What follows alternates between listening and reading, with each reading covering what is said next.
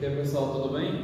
Vamos agora revisar alguns conteúdos de funções, tá? Vou apresentar aqui para vocês a função injetora, sobrejetora ou sobrejetiva ou a função bijetora, tá bom? Vai ser o seguinte: na função injetiva, primeiramente nós temos assim, isso aqui é o domínio, isso aqui seria o contradomínio e imagem vai ser os elementos que estiver ligado com o domínio. O contradomínio está ligando com os elementos do domínio. Vai ser basicamente isso. É o seguinte: uma função injetora, nós vamos ter que pelo menos a imagem vai estar ligando com um elemento do domínio. Então, por exemplo, eu tenho aqui esse movimento aqui. Essa é uma função injetora. Eu tenho aqui um elemento da imagem está sendo associado a um elemento do domínio, tá? Na função sobrejetora, nós temos aqui que todos os elementos da contra-imagem estão sendo ligados com um elemento do domínio. Então, por exemplo, eu tenho esse e esse. Então, função sobrejetora ou sobrejetiva, eu tenho elementos, eu tenho as minhas imagens do meu contradomínio ligado a todos os elementos do domínio. Então, são as imagens que estão fazendo uma conexão, todos os elementos estão sendo uma conexão. Na função bijetora, o que é uma função bijetora? É quando eu tenho uma função injetora e sobrejetora ao mesmo tempo. Conforme a gente enunciou com alguns exemplos, eu tenho, por exemplo, essa função aqui, como um exemplo de função bijetora, tá? Deixa eu dar uma explicação aqui.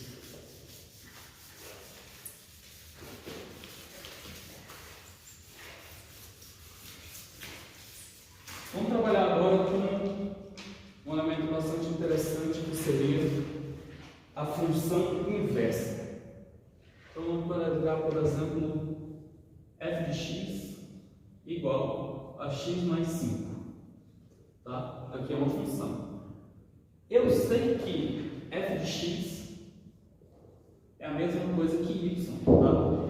E eu vou chamar de função inversa quando tiver função inversa, quando tiver f de x elevado a menos 1.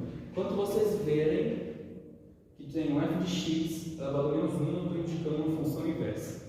Como que eu faço o processo para fazer essa função, para me achar a função inversa dela? Vou fazer o seguinte: eu vou trocar f de x por y. Então eu tenho aqui y, x mais 5. Segundo passo, eu vou trocar de lugar y com x. Então agora eu vou trocar os lugares deles aqui. Então eu tenho x igual a y mais 5.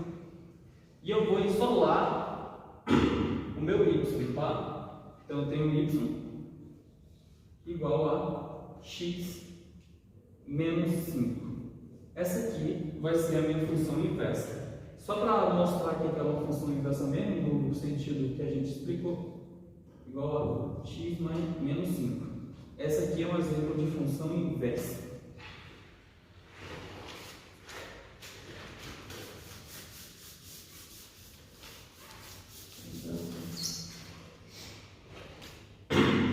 Agora eu vou fazer um exemplo de função crescente. Essas são uma parte bastante fácil. Aqui eu tenho xy e função crescente vai ser o seguinte: na medida que eu desloco x, eu vou aumentando meu valor de y, tá? Então, função crescente vai ser desse estilo, vai seguir esse exemplo. Essa aqui é uma função crescente.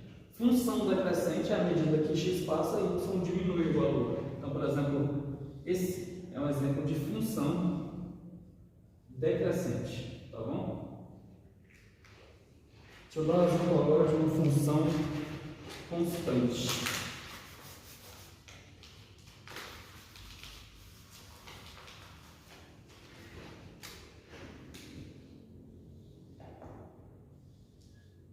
Função constante vai ser praticamente o f de x sendo igual a uma constante. Então, independente do valor de x que eu pego, o elemento y vai ser sempre o mesmo. Que exemplo que a gente pode ter sobre isso? Se eu deixar uma água na temperatura ambiente já, deixar no ambiente, por exemplo, numa sala de aula, e está na mesma temperatura, por mais que o tempo for passando, essa água não vai mudar a temperatura dela. Então, ela apresentou uma função constante. Então, na medida que foi passando o tempo, a temperatura em Fahrenheit, por exemplo, ou Kelvin, Celsius, ela manteve a temperatura igual, por mais que o tempo foi passando. Então, esse exemplo do copo de água que eu apresentei é bastante legal.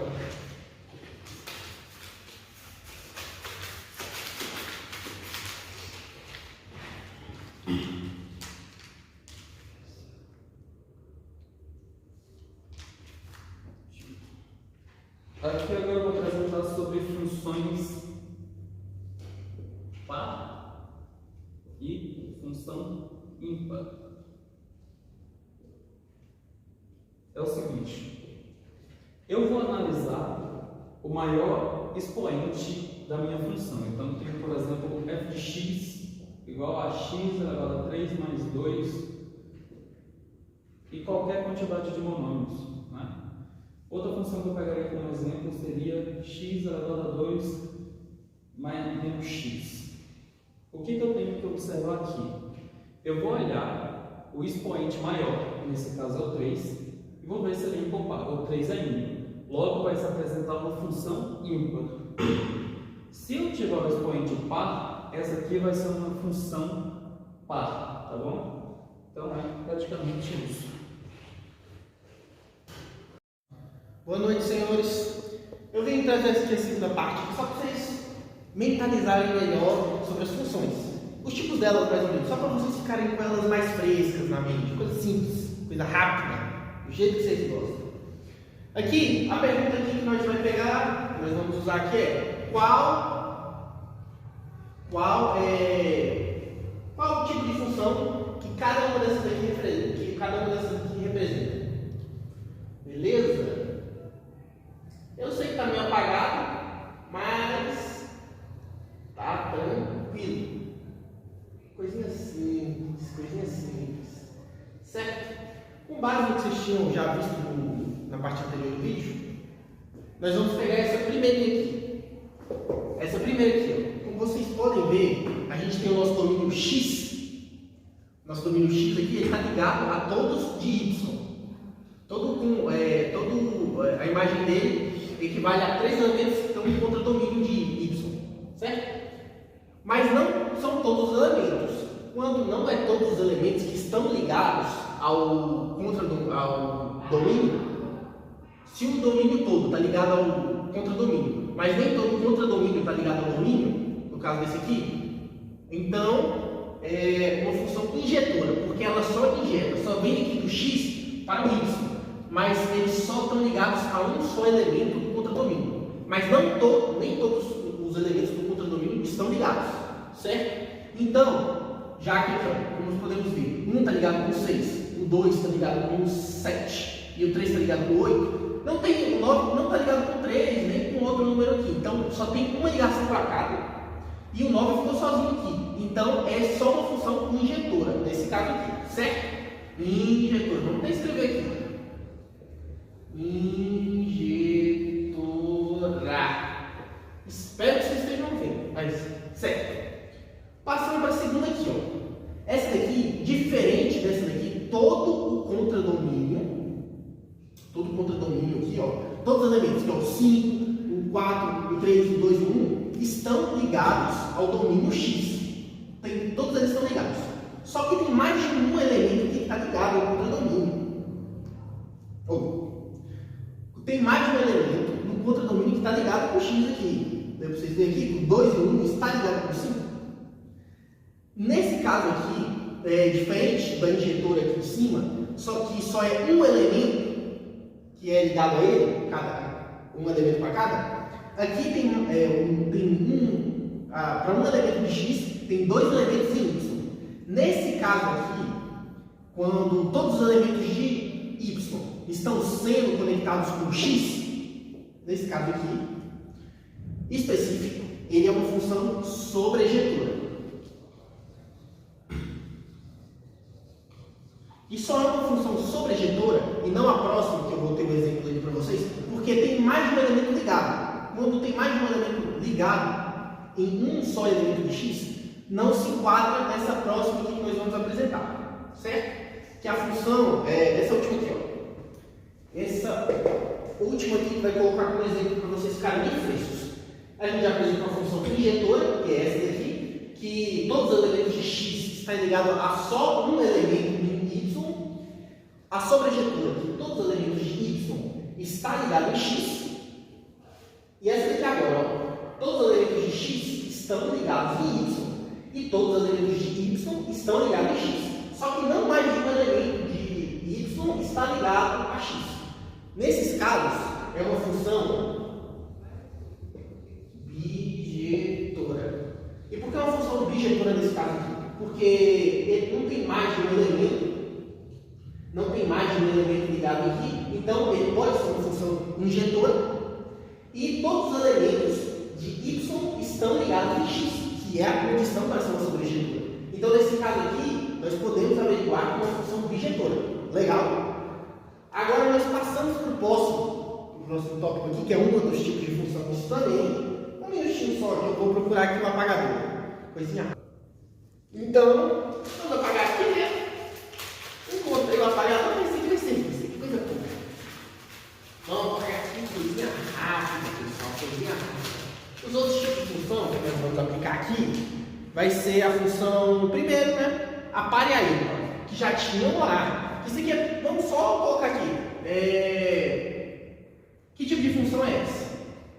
Se essa é uma função, se essa é uma função par ou ímpar. Para saber se é uma função par ou ímpar, é muito simples, coisa simples mesmo. Vou dar um exemplo aqui para vocês, rápido. Coisa assim, por exemplo, x ao quadrado mais 2 e x à terceira menos 2. Aqui, o que vocês têm que se atentar para entender se a função é ímpar ou par, é simplesmente, é como você vê se os números são ímpares ou pares. Você só vai olhar aqui para o número expoente. Se o número expoente, esse número, por exemplo, aqui 2 é um número ímpar ou par? Você já sabe que é par. Então, a função automaticamente é par. Por isso aqui é muito simples. A mesma coisa que a função ímpar. O 3 é ímpar ou par? É ímpar. Então, é muito fácil você deduzir aqui qual é a função, que também é ímpar. Então, colocando aqui, ó, ímpar. E essa aqui é par. Certo, galerinha? Então, simples. Coisa simples assim. Coisa fácil. A função par e ímpar. Claro que vocês vão colocar isso em outros contextos, em questões mais complicadas, mas aqui é só para vocês entenderem como identificar, certo? Então, a gente partindo para a próxima parte, a gente vai colocar só um gráfico aqui para vocês entenderem sobre as funções crescente e decrescente, certo? Que são outro tipo de funções. E tem um monte mesmo, dessas daí. Aí vamos apagar aqui, coisa rápida também. Eu sei que vocês estão atordoados com essa quantidade de informações altamente condensada, né? Mas vamos continuar aqui. Eu sei que está meio feio, esse quadro aqui está deixando a desejar, né? Mas é assim mesmo. Esse primeiro aqui, ó, vamos colocar aqui esse tipo de reta. Eu sei que ele está meio feio, vamos colocar aqui uma outra coisa para não vacilar. Aqui, ó. Ó, o azul ficou melhor mesmo. Aqui, você tem aqui o x e o y. Como você vai identificar se tem uma função crescente ou decrescente? Só vendo o gráfico. Coisa simples de identificar o gráfico. O gráfico ele vai do negativo ao positivo. E do negativo, no caso do x aqui, ó, da esquerda para a direita. E no caso do y, do negativo para o positivo é de baixo para cima. Então, é simplesmente quando o gráfico estiver subindo da direita para esquerda, da esquerda para direita e de baixo para cima, ele é um gráfico crescente. É simples mesmo. Porque, por exemplo, aqui, ó, digamos que aqui é menos 1. E aqui ele já começa 1, 2, 3, que aqui é onde o gráfico para, beleza? E também, digamos que aqui é menos 1, que é onde o gráfico começou. Mas aí continua aqui 1, 2, 3, tá vendo? O gráfico está subindo. Ele está subindo aqui, ó, indo em direção aqui ao infinito e além. E é simplesmente isso, vocês vão identificar. Ele tem esse crescimento, ele vai da esquerda para a direita, de baixo para cima. Esse é uma função crescente. E ela sempre é em linha reta, a função crescente. Claro que pode ter uns outros tipos específicos, mas para você identificar dessas lineares é desse tipo, certo?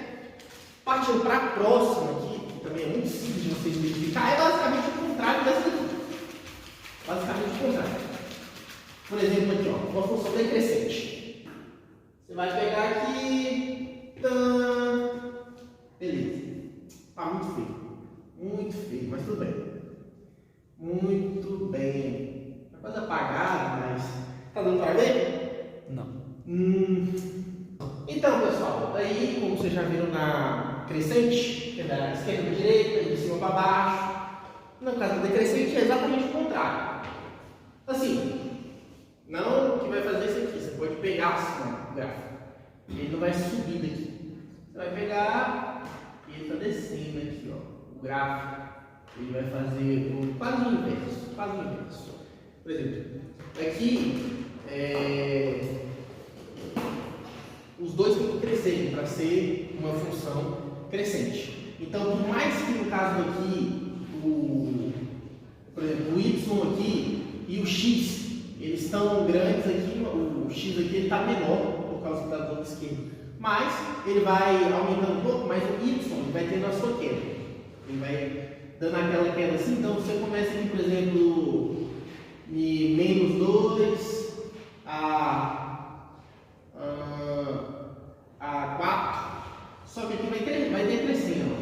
Aqui tem de 3, 2, 1, aí você vem aqui menos 1, menos 2, menos 3. A função ela vai decaindo. A função decrescente é isso. Vocês vão ver o gráfico indo em direção ao abismo. Coisa simples, desse nível. Igual foi o gráfico crescente. Basicamente aqui é o inverso. Você vai seguir o inverso daqui no processo. Em vez de crescer, ele vai cair. Certo?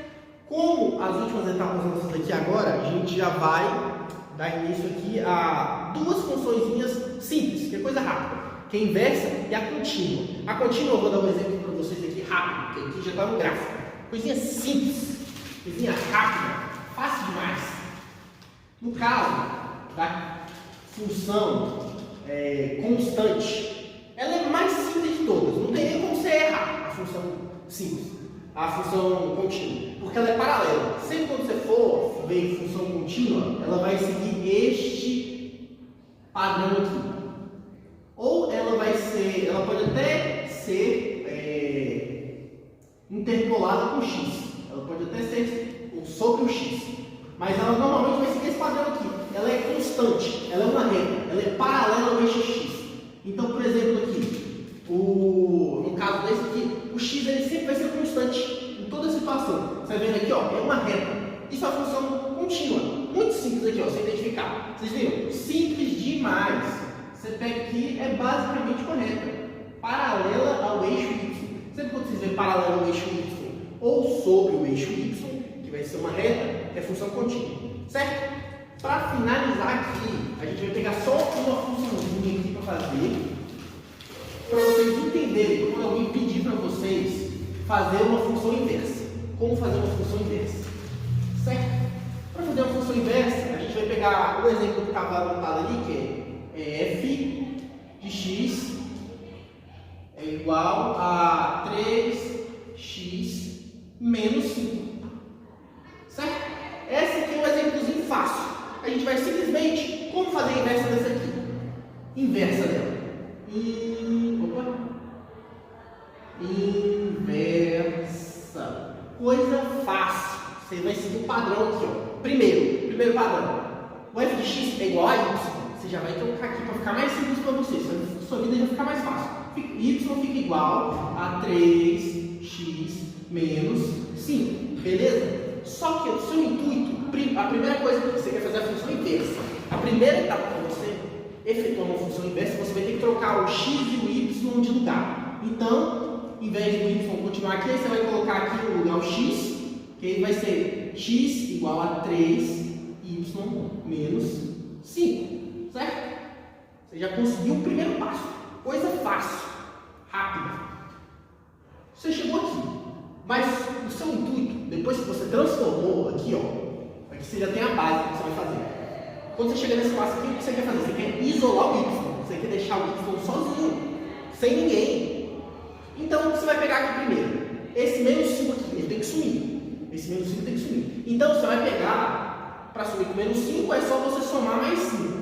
Mais 5. Só que você tem que fazer isso dos dois lados da questão aqui, dos dois lados da função. O que você faz num lado, você tem que fazer no outro. Então, você vai pegar aqui, então, vai ficar x mais 5 igual a 3y. Porque você somou aqui mais 5 aqui, ele sumiu.